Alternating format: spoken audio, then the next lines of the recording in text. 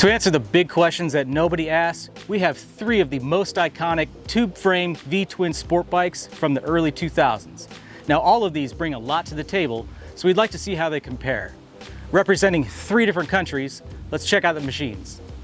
Representing Japan, we have the gold standard, ever-loved Suzuki SV650. This one is a 2001 model. It is also an S, so it has the fairing and the clip-on bars. Now we've done a lot of work to this thing to make it roadworthy, which we've documented in another video, so be sure to check that one out after this video if you haven't seen it already. Representing the United States, we have the pinnacle of engineering from Eric Buell. Eric spells his name with a K. This 2000 Buell Cyclone M2, and although it doesn't look familiar, this is actually my old Cyclone that I've made videos on a few years back, so definitely check those out as well. Representing Italy, we have this absolutely iconic 2000 Ducati Monster 900 with Ducati prominence, fancy valve train. Did you know that it has belt-driven cams? Yeah. Cool. Okay. The best looking trellis frame ever made. This ultimate part spin bike is going to be very hard to beat. With each bike having earned a reputation of being awesome, how do these 3 compare? Let's find out.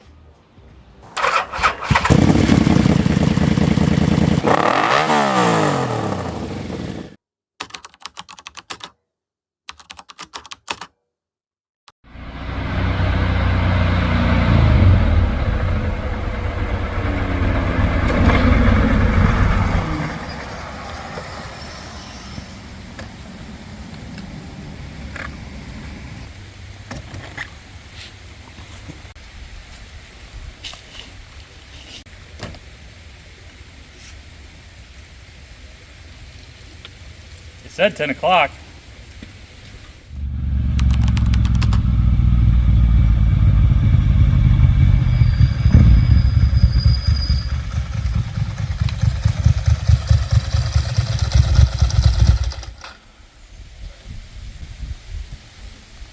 Where's Sir slows a lot?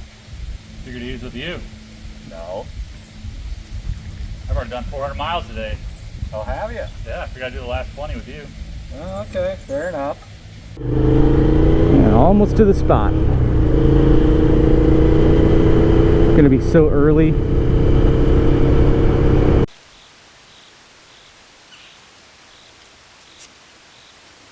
There's nobody can keep up with me on this.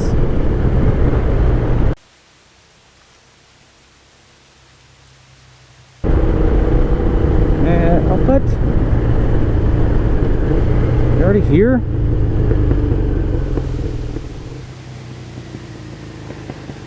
About time you showed up. Only 27 minutes late this time. I bet his regulator went out again. How'd you guys get here so fast? You don't ride plebeian motorcycles? Sir, this is an SV650. You show some respect. Oh, my apologies. Is he bringing your parts? It's really good. It's like... There's your new regulator. Yep. All right, Nathan, how many miles have you ridden today? Funny you should ask. Right at 419. No. Do you ever not ride that thing? This beast never stops running.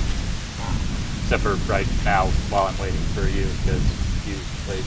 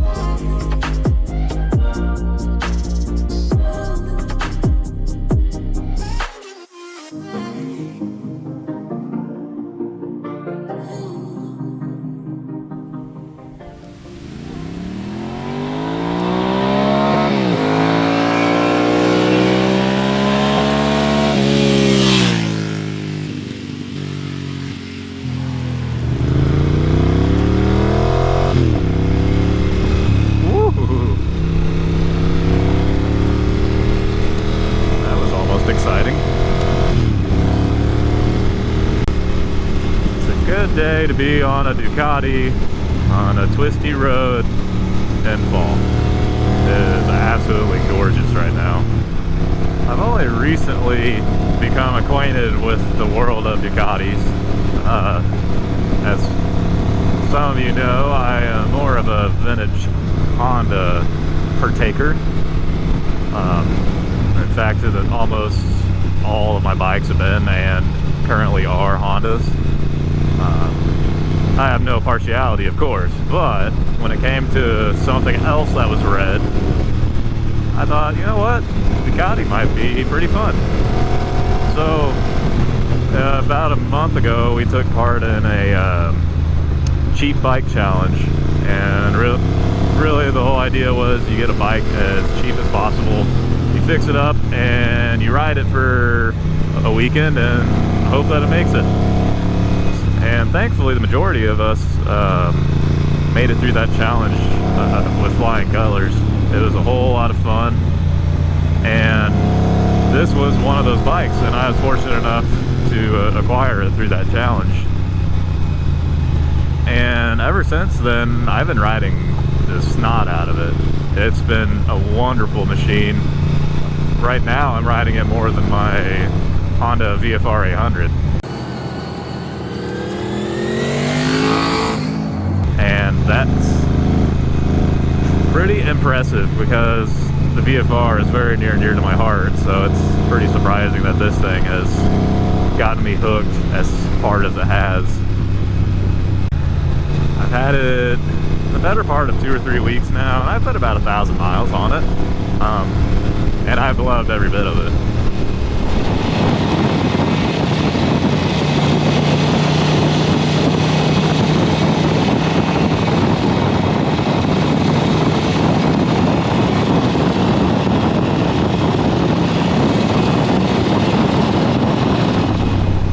It makes all the right sounds. It just looks aggressive and mean, and it's just got a lot of character to it that is entirely different from what I'm familiar with.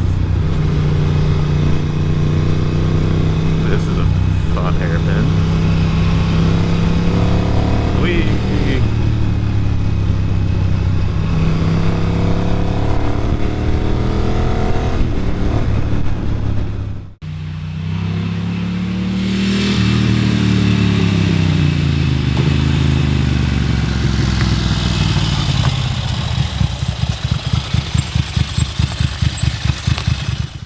Real humdinger you got here. You know it. Faster than anything you've ever been on. What's it run on, olive oil? No. Only on weekends. I think I saw you drop a baguette back there. Yeah, did you see where it went? Yeah. I could really use that. I saw some squirrels run away with it. Dang it.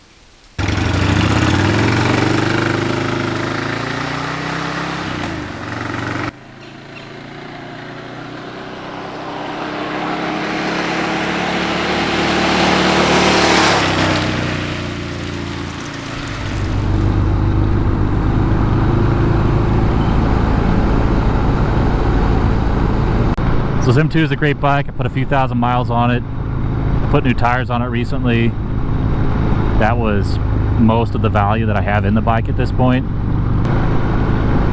For fun factor, I'll just say that I've been riding this bike a lot lately, especially with the new tires. I've got a fleet of bikes, and this one is one of the more popular ones I've been riding this year.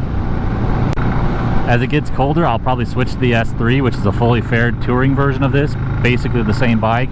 My S3 happens to be fuel injected. This one's carbureted. But for days like this bike is absolutely perfect. And let's say that this road was 50 miles from my house on interstate. This bike is not bad on the interstate either. You start to get a neutral buoyancy of the wind on your chest. You're just kind of like floating in the chair, floating on the pegs and floating on the handlebars. So the key to this bike and my other Buell is to keep the revs in the 4,000 plus range. They're kind of vibrating, obviously, down below that. 3,000 seems to be a particularly buzzy natural frequency. Going from 3 to 4, it's like focusing a camera lens. It just like goes from buzz to great. So at 4,000, it's great. You know, the only critique I would have is to add bags, but that's what the S3 is. That's basically the M2 just with a fairing and bags. So that's why I have an S3. When BJ was gonna offload this one, I of course had to have it. So when he rebuilt this one, this is the same carburetor that he had apart that had some issues, and I'm 99% sure he used the stock jets, but there's just something particularly powerful and like raw about this one. It's like when I'm on a back road or even the highway and I come across someone like this van up here, and it's like I don't even need to like plan a pass. It's just like I'm going to pass it now, and I just right past. So BJ has the video series on this particular bike where he did all the great work to get it going again. I've got a couple videos on it now of getting it to the state that you see it today. So mostly my work was with the front head, the front isolator, and the body.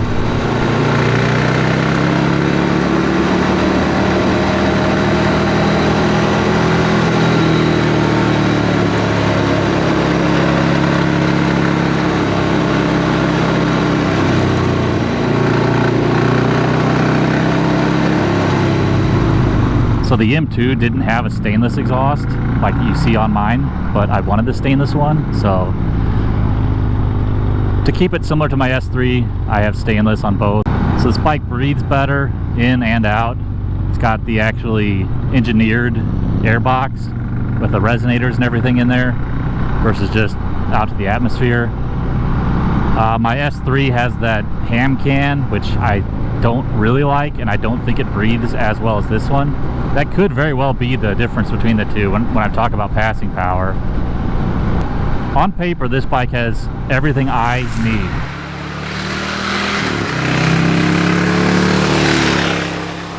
So I'm going to be going way faster than both of you guys when I come by, so make sure you doing what you should on the camera, okay? You can try to keep up. Sounds like we better be ready to run, like, when he overshoots this corner is what I'm thinking. You see them chicken strips? They're like Actually, don't look at that. They're like a mile wide. Don't look at that.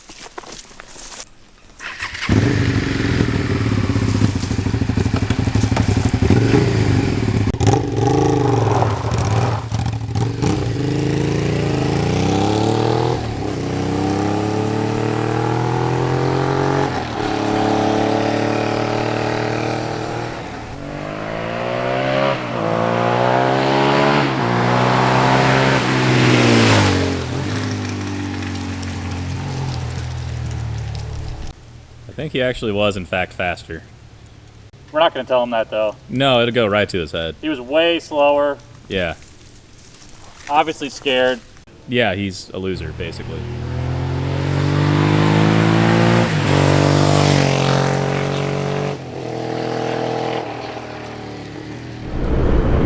Yeah, this is just one of those days where I just hate my job. Yeah, I really like this SV. It's so docile and dynamic and agile and all those other words that people like to use in reviews. But no, this is just a solid bike. So much fun. It's just enjoyable to cruise on.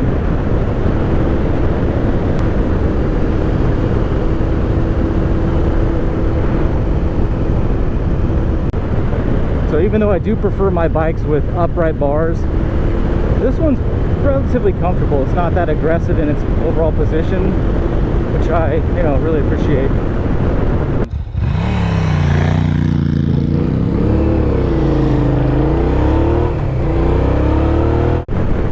Wait for me, guys.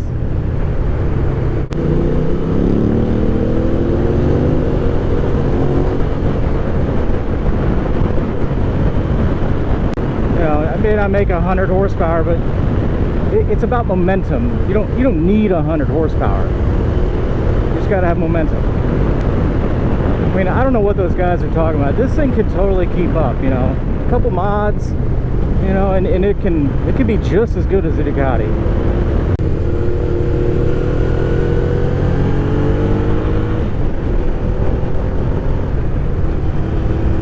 So the first SV650 I had was actually an N, also a first gen, and it was yellow, so it would have been pretty cool to have that. right now as well. It would have been like a direct comparison with upright bars and yellow and stuff.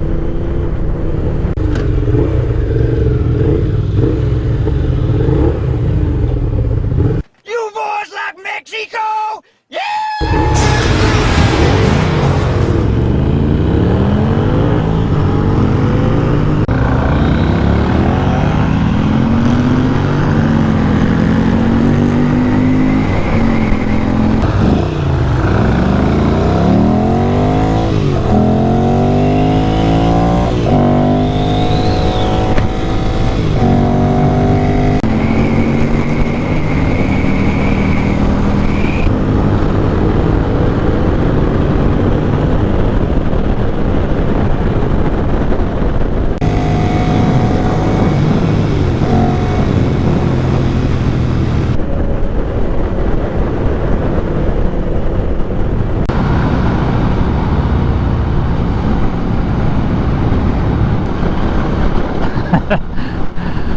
Yeah, that could have been coordinated a little better.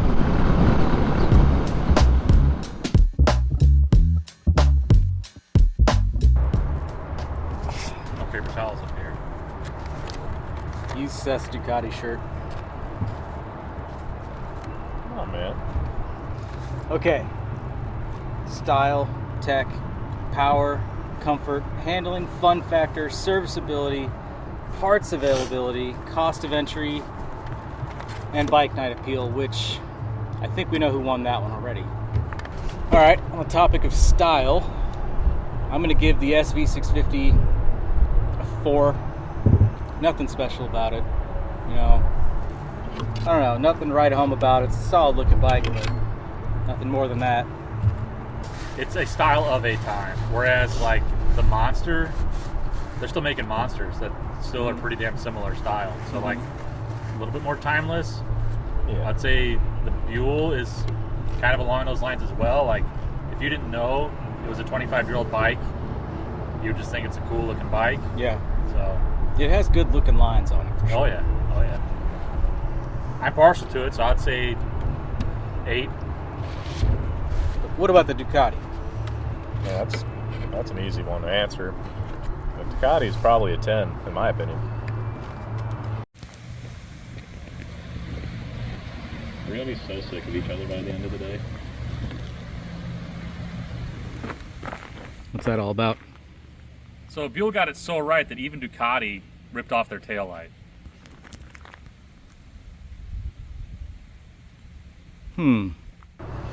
All right then, in the tech department, you guys have air-cooled dinosaurs. You've got injection. I've got carburation. Does the Duck have anything cool? I mean, all of it's cool. I don't know what specific part you're calling. This is going to be impossible. Like, I'm just saying, you know, it's all cool. But if I had to say specifically what, I feel like the L-twin air-cooled performance engine, like just being what it is kind of unique. Yeah, one leg shorter than the other with the whole L thing. It's perfectly adequate leg length, actually. I think you'll find it's more than enough. Yeah, for a V-twin, I noticed that front cylinder is starting to droop on yours. It's like a lot lower than mine, which doesn't compute, frankly. So Look, the mechanic said it's normal, so it's supposed to look like that. all right. Does it have like any fancy suspension stuff? Any fancy engine management? I mean, I feel like early fuel injection for bikes specifically is kind of cool. I know they weren't the first, but It is cool, that's true. that was pretty ahead of its time. Well, at least for motorcycles, because they kind of trailed automotive in that regard. And it's belt-driven cams; those are pretty special. And a dry clutch, which is pretty special. Sounds special. It sounded real special when you killed it at that crossing. Listen, you know, just all the torque and the clutch is super picky with all that power. You just have to manage it really particular. Which you didn't? No, it's a beast. It's a monster. It's not easy to determine these things, okay? I think I felt the earth shift when that happened. So, From all the torque generated whenever indeed. I went to take off. Yeah. And the lack of torque when it died. Yeah, it was like an earthquake. We came got like back. whiplash, you know? I think it's just from the engine adding some points. I think it's maybe a 5 in tech. Everything else. I is thought you were pretty- going with a 10. In the spirit of being honest and superior, I will let this one go. Guys, this is a legit review, okay? Honest and superior and humble. Yeah. Obviously. All right, the SV, carbureted, nothing fancy on it. It is liquid cooled, no ABS, anything like that. I'll give it a 4 in the tech department. What say you, Eric with a K? Well, Eric with the K, Buell, if he didn't design it to have it, it didn't need it. So it doesn't have all these fancy-dancy, whiz-bang gizmos. And if you need a motorcycle that has 2 wheels, You got that. has fuel, Sometimes. goes, Often, yeah. that's what it is. That's what it does. If you gave your bike a 4, and it's a step up in technology because it has water cooling, then I guess I have to give mine a 3 because it has nothing fancy. It does have a plastic fuel tank. It does use space-age polymers, you're right. Space age polymers. Wow. That should boost it up at least a half That's at least a point. 5. Okay, so then if we're going along this route, then that's where the Buell fanboys would say, well, it's all in the design. So the technology is the design itself. The uniplanar engine, the engine is supported on one central plane. That's a patented idea that Eric with a K Buell came up with. He was at Harley. It has these Heim joints. You must not have designed the isolators. Those things suck. How many times you changed those? That's a Harley problem. Eric with a K Buell would not have done that poorly. That's a 6. I don't know. The technology is in the design, you're right. So Seems generous.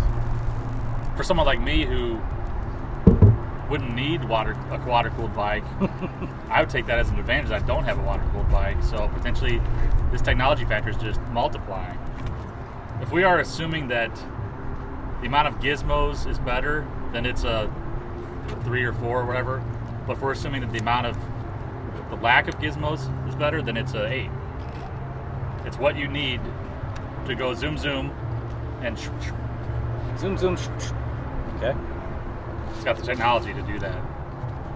So 3 to an 8. We average those together. 5.5. 10, you're right. Makes sense. Checks out.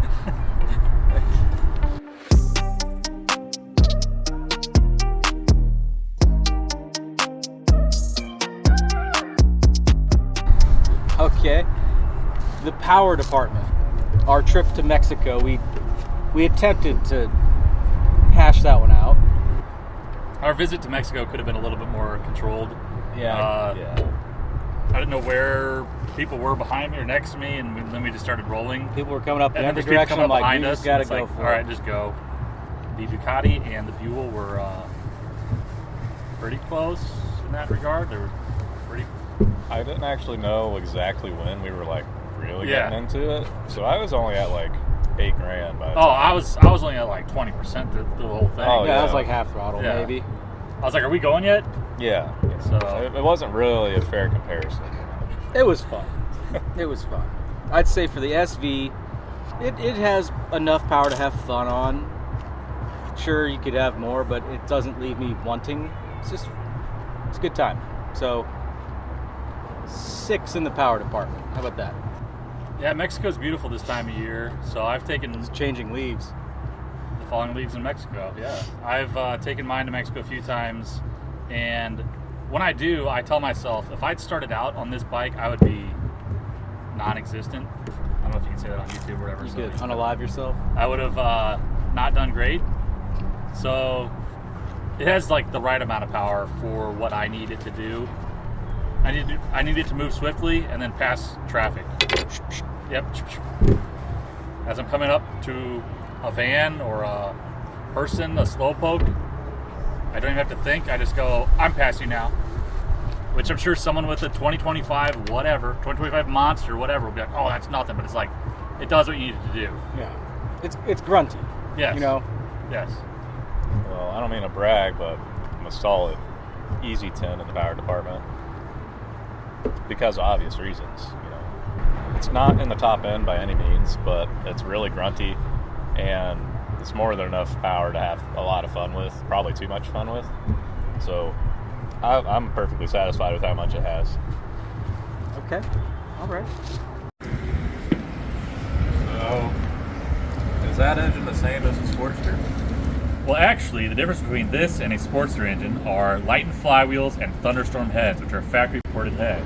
The biggest difference, though, between this and a Sportster platform is the big airbox and big exhaust. It lets the engine breathe better. So with lightened flywheels and better breathing and better cording, this is, in fact, a far superior design than a Sportster. All right, not that any of us care about this, but the comfort department. You know, I'm perfectly happy being uncomfortable with my clip-on bars and whatnot. It's a sport bike, you know. It's in fact just a few mods away from being a race bike, so it's not supposed to be comfortable. The mods being electrical, suspension, tires, seats. It's just stuff. You take off the turn signals, and you know, like you take the things that Put on some horsepower. You make it lighter, you know, the loudest pipe, you know. Get a new bike. Yeah, Eric with the K Buell built in all that on his. No modification necessary. Well, see what they did, they give you a starting point because they encourage like modifications. Starting point. This is a finishing point right here. Well, you know, have you been on the forums? There's some really smart people on there that know how to modify those things. And they go really fast. Faster than any Buell. At least that's what they say on the forums. Yeah. I've only ever seen it in their mirrors. Yeah. Which they took off for the track. I was about to say, didn't they remove those to race? Okay. It's a 4 in the comfort department. It's not terrible for having clip-ons and stuff. It's not great. You know. What do you got on the Buell? So, when I got the bike from you, it had this like really thin seat on it. And I thought that was like someone's modification, but then I sometimes read that people talk about like a low seat. So that couldn't have been a stock low seat because it was so uncomfortable. But then I put this one on it and it's just fine. So the stock Buell seat is fine. The ergonomics are okay. You can do, you know, several hundred miles a day on it. You did 400 today before 10 o'clock. Yeah, before breakfast. So, being a V-twin, it has a certain amount of vibration at certain RPMs that you travel through a lot. Let's go back to the footage. Anyways, so that does wear on you, unlike a BMW that's just shaft drive, horizontally opposed, smooth. But you can still ride all day. So the ergonomics are okay. I would say as a standalone, they're probably 6. Well, it's no secret that perhaps the Ducati on particularly long journeys may result in slight discomfort, possibly to some individuals. I'm not one of those, obviously, because it's perfect in every way. But it is a slightly more sporty riding position, but it's surprisingly actually not that bad. The bars are pretty comfortably placed. The seat is okay. Like, you're going to feel it after about 100 miles or so. You're going to have to get off and stretch. But, like, as far as my wrists and my back go, I don't have any issues with the ergonomics. It's mostly just the seat, which could be remedied with, like, a gel cushion or something pretty easily. So Sounds like an old man type of thing. it is an old man type of thing, which I am not, unlike some people I know. You would never. No. I'll get a 4. Okay, a 4? Yeah, I'll give it a 4.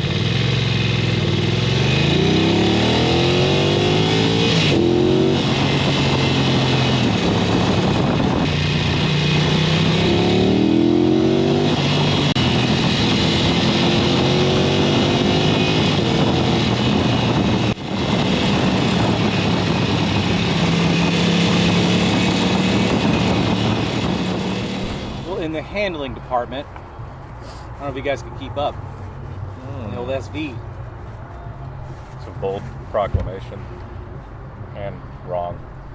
It's a case of the little kid going, "Oh, watch me, watch me." And you just stand back and go, "That's great. You're doing a great job." While they're like whiffing air balls and whatever, like, you're doing great.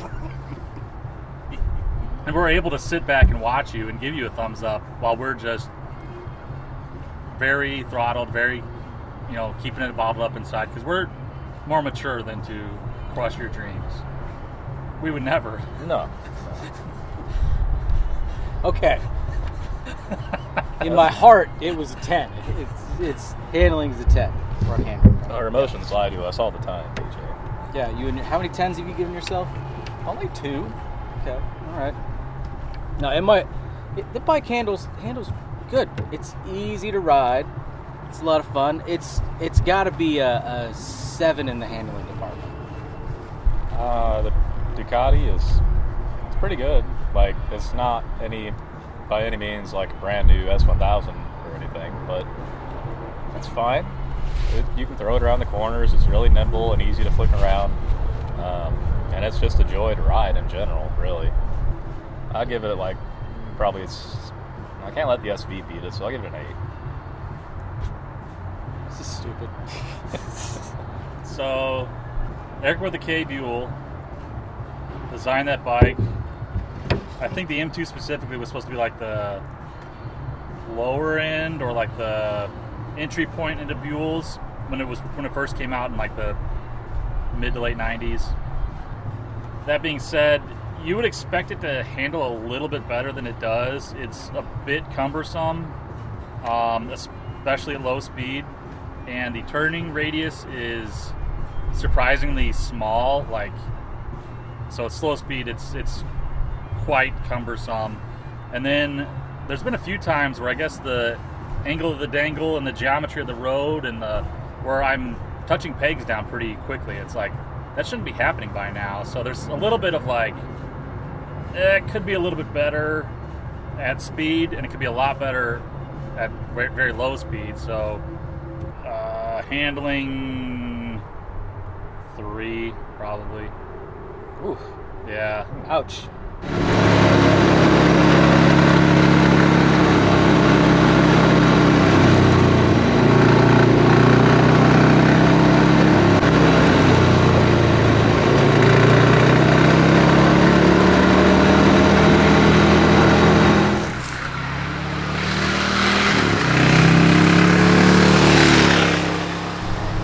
Okay, on to the fun factor, and I think this is the most important category personally. So, SV650, some could say that it could be a good beginner bike. I think it's more of an expert bike.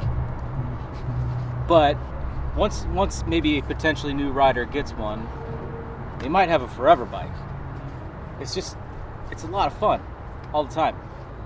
So, fun factor, I think, to sum up an SV650, that's really where it excels. It's just good. I'm going to go with a solid 8 on fun factor. So, for the Buell fun factor, we're not going to do stuff that isn't fun, and I find myself riding that one a lot, so that might say that it's fun. Even though I've given it a few low scores here and there, it's just like what you need it to be, and what you need it to be is fun. So I would say it's like 8 or 9. It's like, boom, that's fun. That's what you need it to be. So torque is fun. Yeah. If it wasn't fun, I wouldn't be riding it.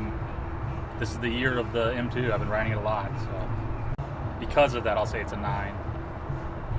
I feel like the Ducati, for me, there's a lot of aspects that make it fun. Like, it makes all the right sounds.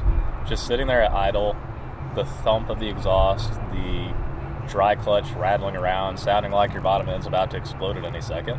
It's kind of cool. Like, it feels like there's this visceral machine underneath of you that's just, I don't know, kind of roaring around doing its own thing, and it's really a cool experience. I will admit, it does have that appeal. Yeah. It talks to you. It makes a lot of the right sounds. It's probably my favorite part about it. And it just looks cool. It's fun to ride. and it handles pretty good, which I think all of that adds to a pretty awesome experience. So I'm going to give it a 10 in the fun department. Of course. Mine just feels like it's like a slingshot that you're just like, you're ramping up and you're ready to just be let go. It's like you're just holding on for now, just waiting to just like. I know what you're saying. space.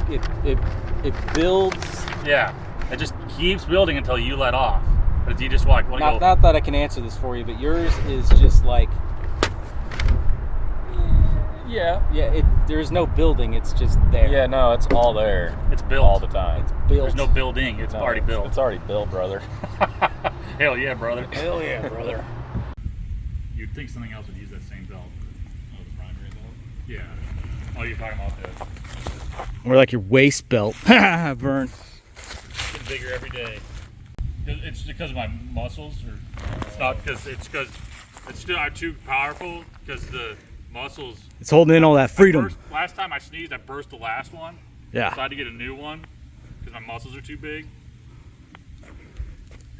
Brother. It's very present all the time, and at any moment you could just give it the beans and it'll go. It'll give you the full can. So those are words lived by, brother. yeah, they are. You can give it the beans, it'll give you the full can. Full can of beans. That full can of Oh, that's awesome. Some bushes.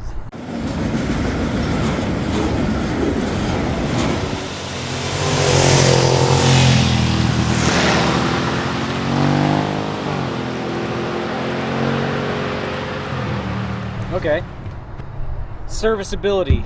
We have been pretty deep on the M2, deep on the SV. Really haven't touched the Ducati yet. But they're all open frame. They're all pretty easy looking to work on. I think everything is relatively accessible. Like, one of the main design features of the tank is there's that latch, and then the whole thing just rolls up and rests in the frame. So that's kind of a cool design thought. But everything's nice and exposed. There's no fairings like a sport bike. I feel like that makes it pretty easy to service everything. Really, the only thing with those engines is just maintaining the belts. So, I mean, it could be a lot worse. I'd say it's probably a 8 in the serviceability department.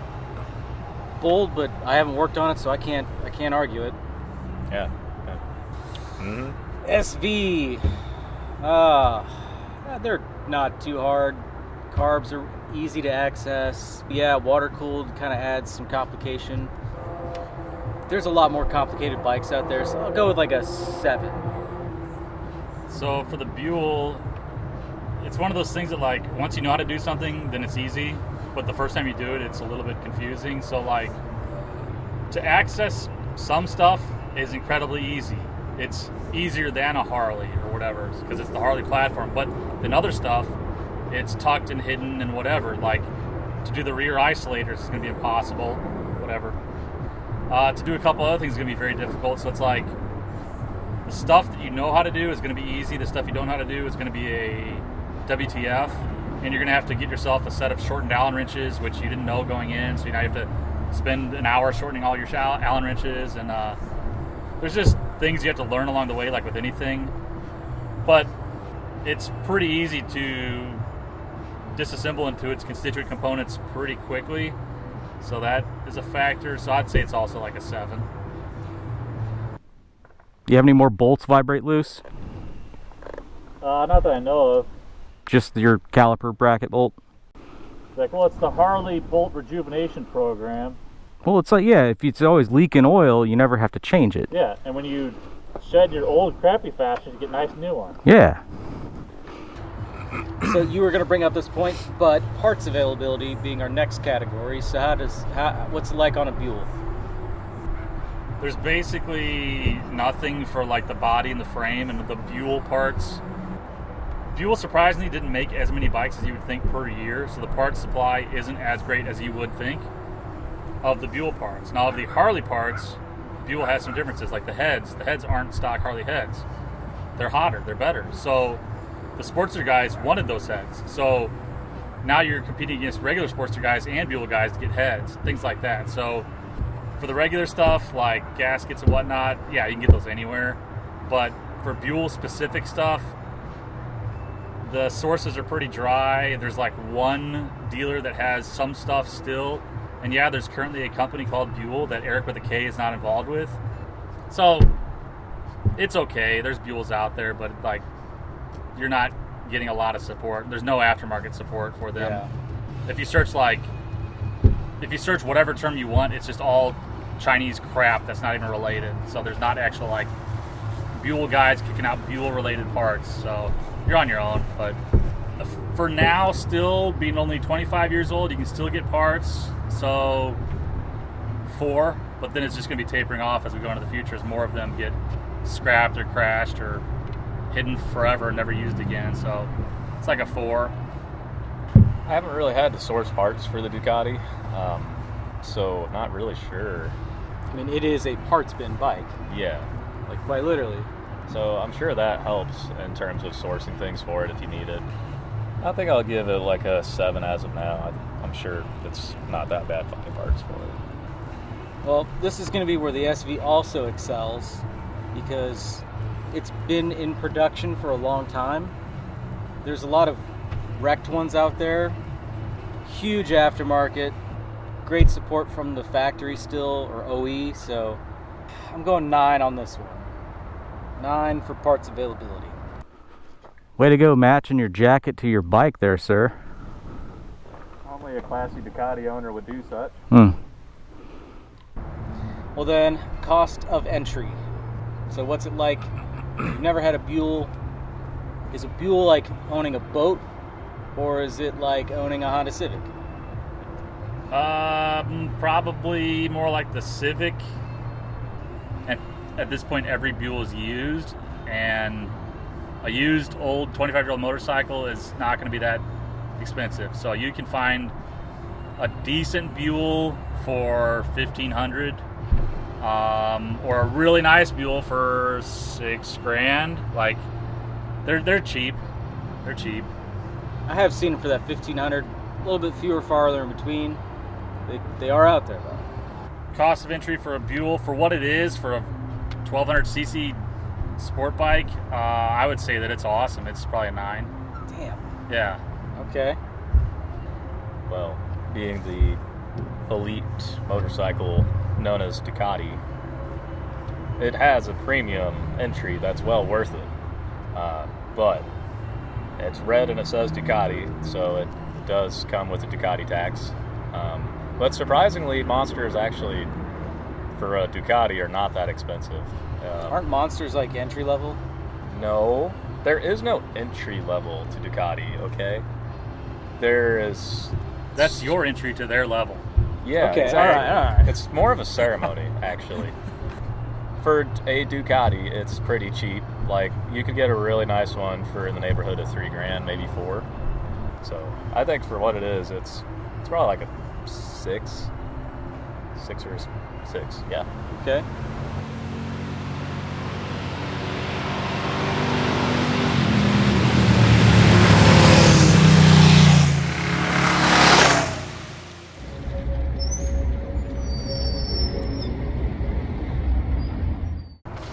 Okay, our last category. I think we know who wins this one. This is because half of you guys had a problem with boomer appeal.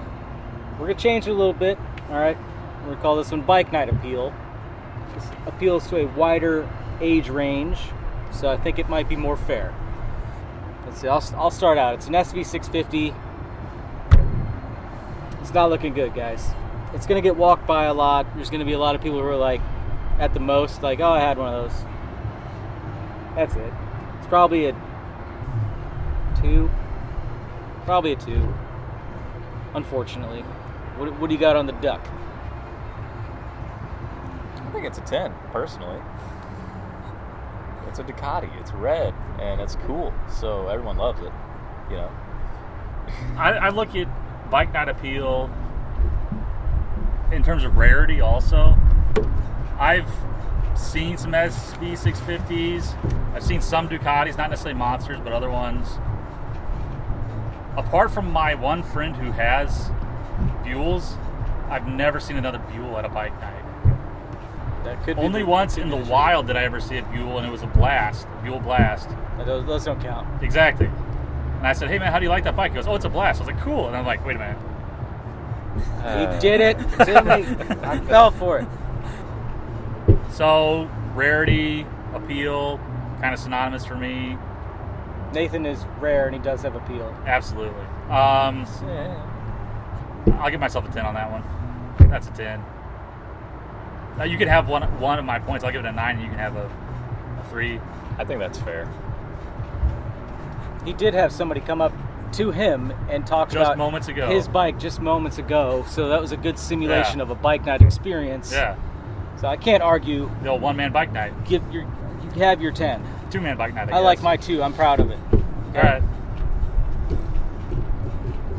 Do we have closing thoughts? I think closing thoughts are I gotta foot the bill. Oh, shit. I think you might be correct. Look, it's not just a beginner bike. Here we go again. It's really good. All right. Well, I've ridden very briefly the Ducati. I've ridden the M2. I've ridden the SV. So I've never ridden an SV650 or a Ducati of any flavor, so I don't know. I don't know what they're like. I assume smooth as hell and similar to an M2. That has appeal to me. You should ride the Ducati You're more than welcome to ride one. and Never. the SV. I will never do it. I've ridden the Sportster. I need to run it by Eric with a K and see what he says. He'll say yes. Well, like, I've ridden the SV and the Ducati, and I've ridden the Sportster, which is basically all the Buell is anyway, so I think I can say I have a pretty fair opinion that the Ducati's superior. Now, I've ridden Sportsters, and I wouldn't have bought a Sportster based on my experience with them. This is no Sportster, sir. But if you say so. I'm Japanese engineering. My tolerances are tight. I bet they are, BJ. All right. Well, this has been fun. Hang on, wait. Did we mention that I have belt-driven cams and a dry clutch? No. Well, it does, and that makes it pretty cool.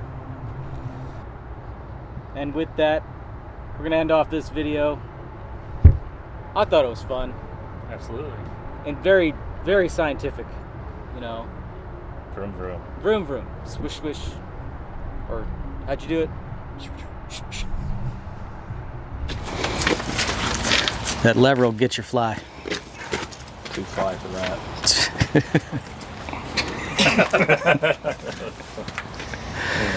Well, I hope you guys like this video. We've been having a lot of fun doing these kind of this versus that, and we have more to come. So if you guys have any questions, comments, be sure to leave them below. Check out some other videos on the channel, and hope to see you in the next one. Thanks for watching. Nailed it.